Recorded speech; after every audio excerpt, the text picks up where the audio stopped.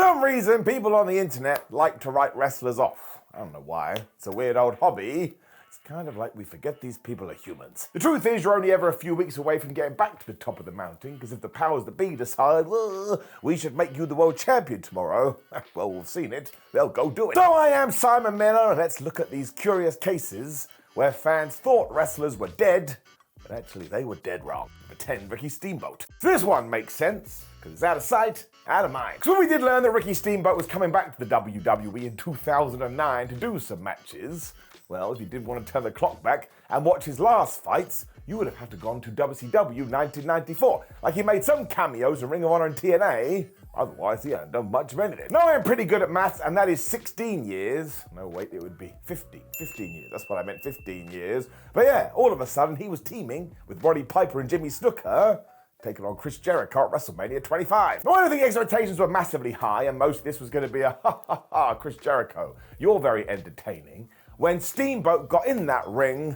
and my gosh, it was like he hadn't missed a beat. And it's not just he showed glimpses of what he used to be. He was as good as anybody on that roster, and it made the fans go so crazy that a month later, WWE went screw it, and they booked Chris Jericho versus the Dragon at Backlash. Even after this, Ricky went and did a house show tour, and every single person that saw those shows was like, oh my gosh, Steamboat is still kicking ass. This is why we always have to wait and see, my friends. Although, to be fair, Ricky Steamboat is one of a kind. I mean, who else was like him? Number 9, Christian. I get really mad when people go in on Christian, because for years we all agreed that he wasn't being treated right in WWE. Then he went to AEW, and some of these same people went, oh man, I didn't like it. I mean, honestly, go look in the mirror. Because Christian has proven time and time again that he is so talented when it comes to this sports entertainment malarkey. And go and listen to his peers when they talk about the man in interviews. Every single person goes, I tell you, he's really good at this. Now, none of this opinion was helped because in 2021, he did return to WWE and in the Royal Rumble, and because of some idiots behind the scenes, there was no pageantry at all. They did sign with AEW, and once again, people were like, oh man, I don't think that was as good a surprise as I was expecting.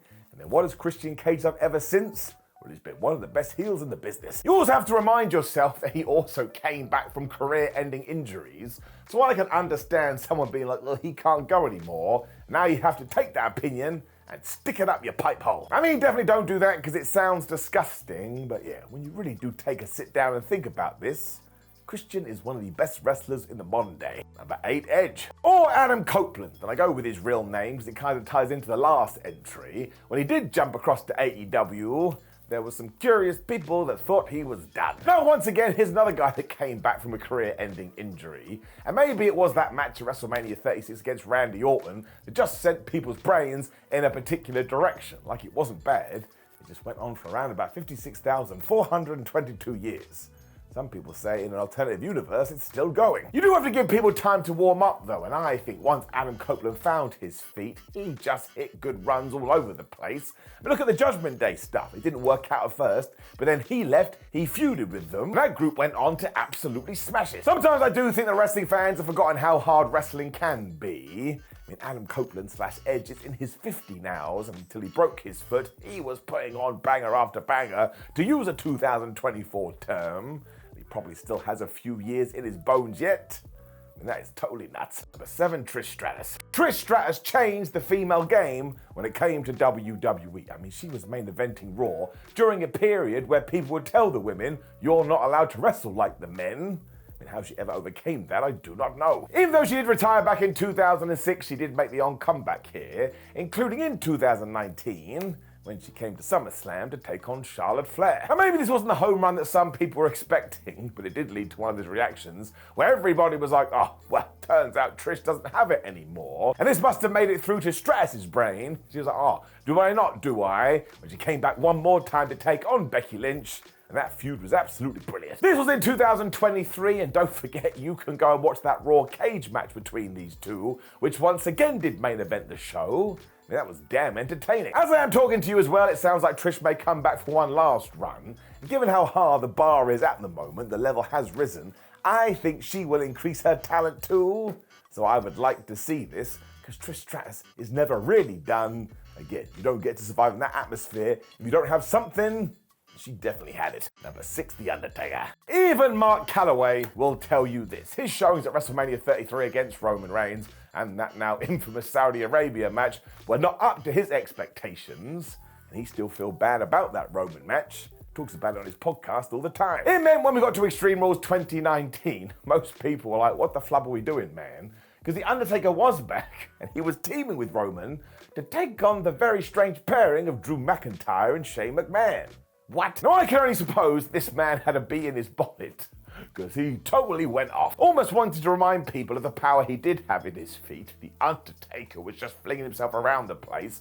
And do not forget, he is a massive human being, so some of the speeds he got up to, you're like, yeah, he's more than just a gimmick, more than just a character. This dude can go. Shane also played a minor role here, which meant you did get to see Taker taking on Drew McIntyre. And I tell you, that is a feud that we should have got at one point. Now I don't think it is going to happen, but if you do want it, you can get it in this match. And yeah, it was a giant flub you to everyone that did doubt him. He had some power left. Number 5, Shawn Michaels. Now this one sort of made sense. I mean, none of us actually knew. Because as soon as Shawn Michaels' back had exploded at the 1998 Raw Rumble, he had to gut his way all the way through his WrestleMania 14 match. And when he had dropped the WWF title to Stone Cold Steve Austin, he vanished. And the word on the street was, he may never wrestle again. So when we did learn that HBK was going to come back to the ring at SummerSlam 2002, well, yeah, eyebrows were raised all over the place. It did help that it was an unsanctioned fight and that he was taking on good friend Triple H. But as we would soon learn, he could have taken on one of his enemies and it could have been a singles match and everything was going to be totally fine. Because genuinely, Shawn hadn't missed a step at all, and if anything, his time off had just given him a renewed passion for wrestling, so he just walked back in there and reminded you that sports entertainment is all about storytelling. You also had the fact that anytime he took a big bump, we all had heart attacks like, oh my gosh, he's dead, because now we did have that fear, and he would go on for another 8 years here and basically cement himself as one of the best of all time. I mean, even if he hadn't done this return, he would still be in that argument, but now, there ain't no two ways about it. Number 4, CM Punk. So you will get this every single time CM Punk does have a big fight. His detractors walk out and go, he's cooked, he doesn't have it anymore. And then 9 times out of 10, CM Punk has a mini classic. It's like, I don't really think we're watching the same thing. I mean, let us go through his timeline. We did make his big return for AEW in 2021. The same words were said.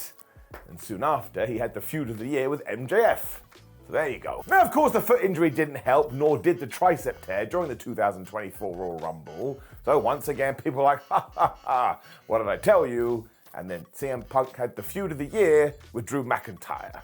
I'm starting to see a pattern here. Now, let's also not forget that when he did turn up at the 2023 Survivor Series, people went actually crazy. So if you want to go, this wrestler doesn't have it anymore, sometimes it's actually about more than what you do in the ring. And if you have this kind of connection with the audience, well, you can basically do whatever you want. So basically, when it comes to pro wrestling, CM Punk is very good at all of these elements. And no, you don't have to like him, but you probably should respect his talent. Number 3, Bryan Danielson. So this was very much a Shawn Michaels situation, because one day we did tune into WWE TV, and Daniel Bryan was in the middle of the ring and he said, I'm really sorry, I have to retire. We never thought we were going to see him wrestle again. This went on for so many years that when we did get the rumor, oh my gosh, he's been cleared, no one believed it. And then we went through the other emotion of, well, if this does happen, what the flub are we going to do about his brain? We need to protect it. That's why we did have that match at WrestleMania 34. We were all melting down. But when we got through the end of it and you saw that Daniel was okay, and then you kind of relived his performance, you were like, hot damn, that guy is one of the GOATs. I really don't think you can argue it now either, given that Danielson has recently entered semi-retirement. Like, he keeps mentioning that he would like to come back for a few more matches, but even if he doesn't, check out the back catalogue, man.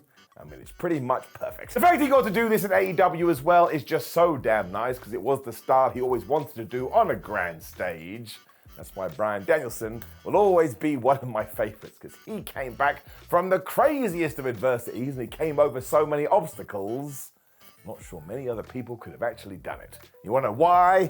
Because he loves damn wrestling. Number 2, Sting. So we are getting into a pattern now, but that's the whole point. We all remember the horrendous injury that Sting did suffer when he was taking on Seth Rollins. He was then basically retired and we inducted him into the Hall of Fame. You could see it in Steve Borden's face. He didn't want to be done. It's why when he did arrive in AEW, everyone was quick to say he's just going to do cinematic matches, especially because he was over 60. And then by the end of his run, he was doing tag team title match when Glass was involved. That's why the Icon is an absolute legend. During all of this as well, there were some negative Nancy's that were like, oh man, some people call Sting an all-timer, and I don't see it. Then he went on this few years run, and I actually think now people went, I don't know what I was talking about, especially that retirement at AEW Revolution. That doesn't just happen, you've got to have the goods. So it really is an inspirational tale, not only because he wrestled for so long, but once again, he's another guy that came back from the brink. I'm just going to make it very clear, I love Sting. Number 1, Steve Austin. So nobody expected this. Maybe even Stone Cold Steve Austin. So I do remember when word broke that Austin would be wrestling at WrestleMania 38. I was like, that's not true. Don't you come into my house and lie to me. Even though I was reading this on the internet, so really I brought it on myself. Mostly though I didn't want to get disappointed because this was the greatest sports entertainer of all time. When we did make it clear that we were going to do Kevin Owens versus the Rattlesnake at that Mania show, and then once again nobody knew what to expect. As it turned out, it was like traveling back in time because Austin is so good at this and put so much pressure on his shoulders, he was only ever going to deliver the goods. He took a suplex onto the concrete floor, and that man has a pretty bad neck. Thankfully though, it reminded you why he did change the game all those years ago, and there's still some murmurs that he may come back for one more run, or at least one more match, and I tell you, I will never say no, even if he's 94. That's just the power of one Stone Cold Steve Austin.